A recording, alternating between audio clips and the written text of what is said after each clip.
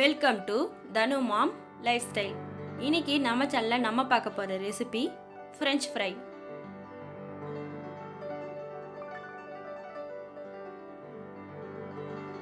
உருளைக்கிழங்க நான் நீட்டாக அரிஞ்சு வச்சுருக்கேன். ஃப்ரெஞ்ச் ஃப்ரைனாலே நம்ம நீட்டாக தான் அரியணும், அதனால் இந்த அளவுக்கு நம்ம கட் பண்ணிக்கலாம்.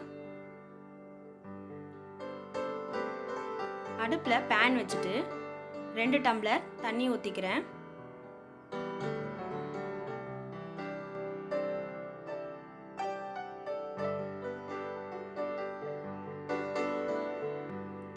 ஒரு ஸ்பூன் உப்பு போட்டுக்கிறேன். இப்போ இதெல்லாம் மிக்ஸ் பண்ணிடலாம்.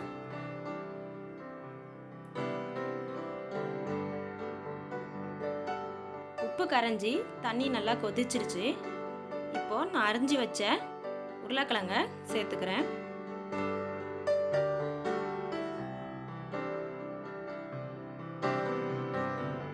இப்போ உருளைக்கிழங்கு ரொம்பலாம் பாயில் ஆகணும்னு அவசியம் இல்லை. ஓரளவுக்கு ஆஃப் பாயிலாக இருந்தால் போதும். அது வரைக்கும் நம்ம கொதிக்க விடலாம்.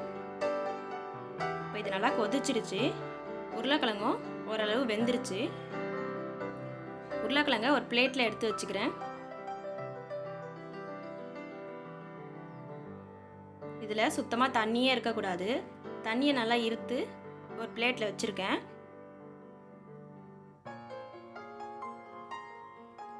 அடுப்பில் ஒரு பேன் வச்சுட்டு பொரிக்க தேவையான அளவு எண்ணெய் ஊற்றிக்கலாம்.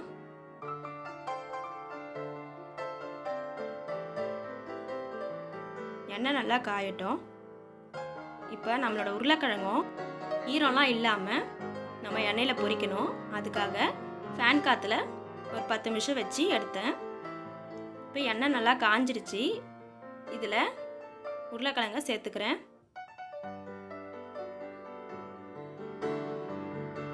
எல்லா உருளைக்கிழங்கும் சேர்த்தாச்சு.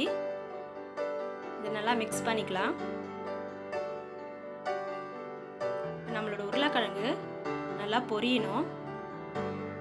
அதுக்காக நம்ம கொஞ்ச நேரம் அப்படியே வச்சிருக்கலாம்.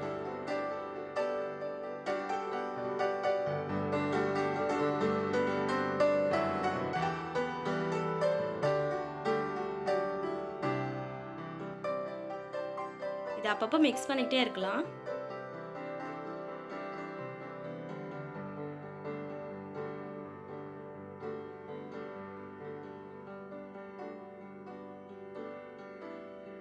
இப்போ இது நல்லா ஓரளவுக்கு பொரிஞ்சு வந்திருக்கு. இன்னமும் இது கோல்டன் கலர் வர வரைக்கும் நம்ம பொரிக்கலாம்.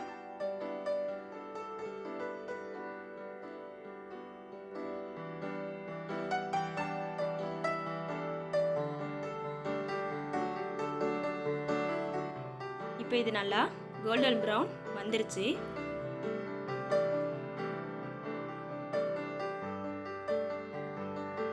இப்போ இதை ஒரு பிளேட்டில் எடுத்து வச்சுக்கிறேன்.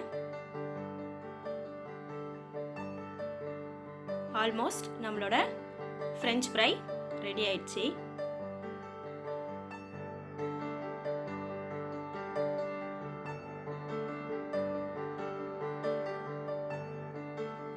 இந்த ரெசிபி உங்களுக்கு பிடிச்சிருந்தா எங்கள் சேனலை சப்ஸ்கிரைப் பண்ணுங்கள்.